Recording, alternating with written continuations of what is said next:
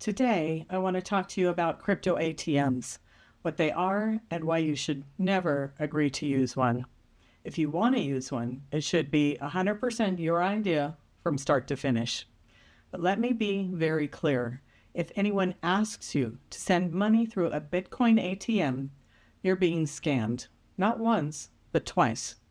First, by the person manipulating you, and then by the machine that quietly takes over 30% of your cash. That's not a glitch, it's the business model. The owners of these machines profit handsomely from it, and when victims lose everything, it's recorded as just another transaction. In most states, including Utah, where I live, there's nothing stopping them. I know most of you are probably asking, wait, what? What the heck is a Bitcoin ATM? Well, I'd never heard of them either until I got scammed. Bitcoin ATM companies call this a convenience, but let me show you what that convenience actually looks like. First, you have to download the Bitcoin Depot app on your phone and create an account. Then you drive to your bank, withdraw cash, unless you happen to keep thousands lying around your house. Next, you drive to the nearest Bitcoin ATM. And try not to make eye contact with anybody there because there's something about this whole process that just feels off, even if you can't quite name it. Then you scan your QR code and start feeding the machine, one bill at a time, and I mean one at a time. Each bill takes several seconds while the machine examines it.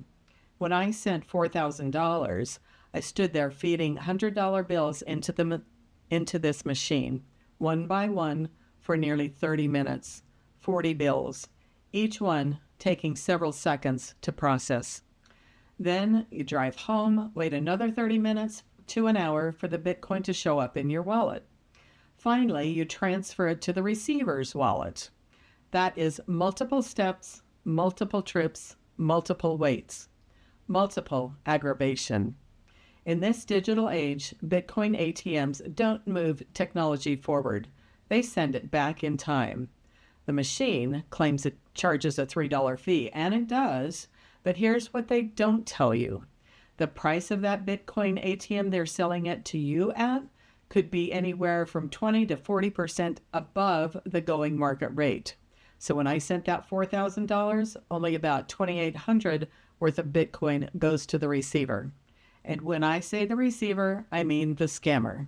The machine just pocketed $1,203 in that transaction.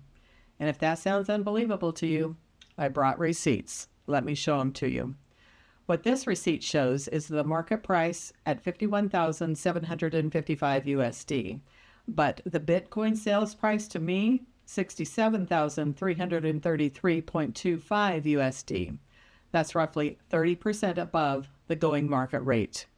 And this is one of my receipts I kept when I was getting scammed.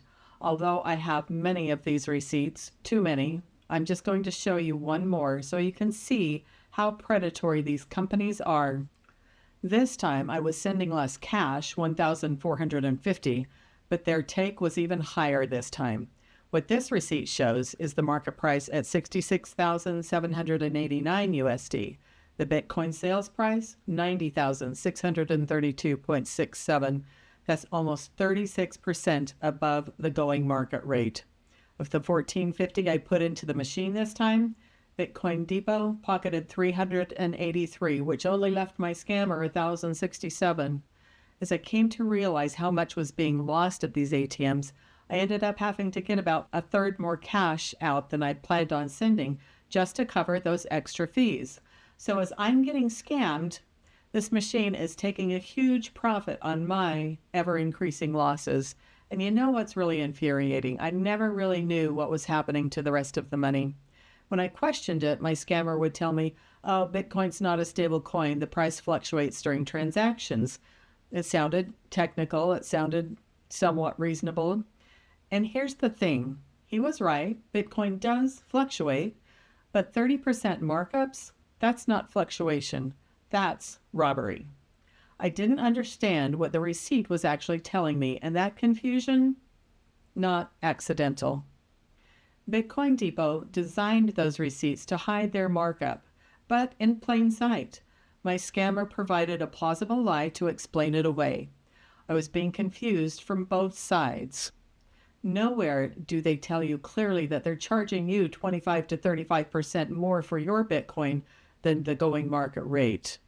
It wasn't until I began researching this episode that I finally understood what the receipts were hiding. And that is, they take the market price for Bitcoin and then increase that price for their customers to purchase so they can get their cut in that price manipulation. This is the business model for these companies. Nowhere on the receipts are they pointing out what they are pocketing on this transaction. And just looking at the receipt quickly doesn't tell the story. They're hoping their customers just accept the charges and don't question. And because of the anonymity of these transactions, these machines have become the scammer's tool of choice. Right now, these machines are flying under the radar of most people and government officials. The scammers are well aware of the existence of these machines and, in fact, direct their targets where to find them and how to use them. When my scammer wanted me to use one to send money, he also sent me a picture of where the closest machine was to my home. Well, that's not creepy. It was only about a mile from my house. In Utah alone, there are approximately 400 to 500 Bitcoin ATMs. That's one machine for roughly every 6,000 to 7,000 people in the state. These machines are everywhere. Just look at how many are in my vicinity. This is the main population base here in Utah. The numbers of these machines in gas stations and convenience stores are exploding. And for those who are curious, after this episode, go and Google crypto ATM machines near me. You may be surprised to find out how many are close to you. Ever wonder why you don't see these machines in bank lobbies? Well, I don't know, but I'm pretty sure it's because banks wouldn't allow something this predatory on their property.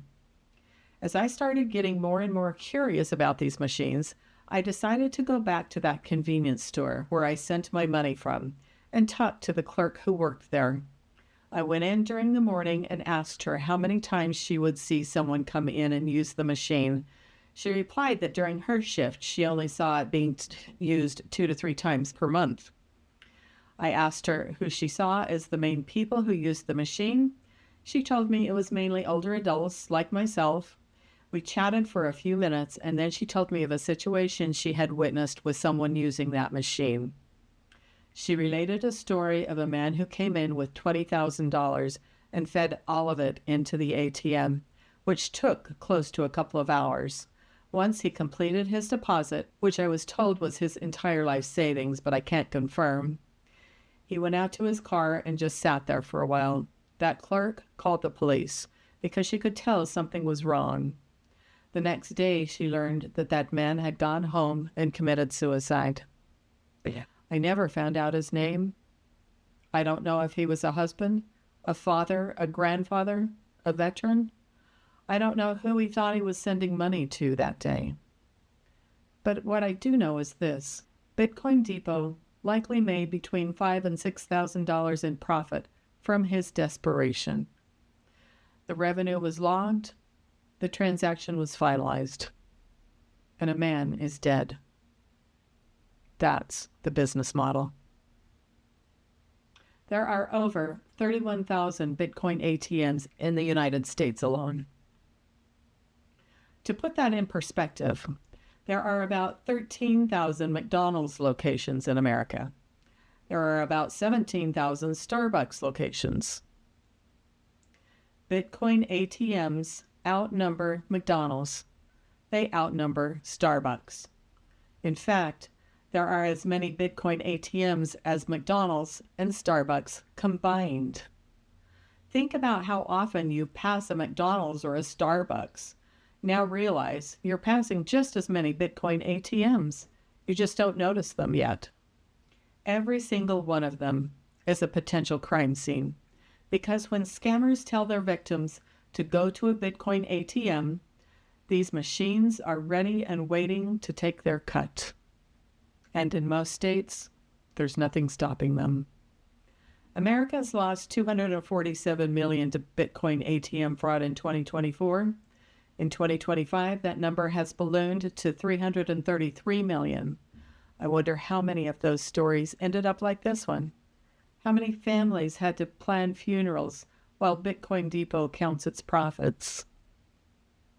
The truth is, we don't know, because most victims never report. They're too ashamed, too devastated. But every single one of those transactions, Bitcoin Depot and companies like them took their cut anyway. So what do you do? How do you protect yourself and the people you love? Here are the rules. They're simple and they're absolute. Rule number 1, and this is the most important one. If someone asks you to use a Bitcoin ATM to send money, it is a scam. Period. No exceptions. I don't care if they say they're your grandson, your romantic partner, a government agent, tech support, or the IRS. The truth is, legitimate people, legitimate companies do not ask you to use Bitcoin or crypto ATMs. Rule number 2, if you've already sent money, act immediately. Report this to the FBI's ic3.gov site. Report to your local police.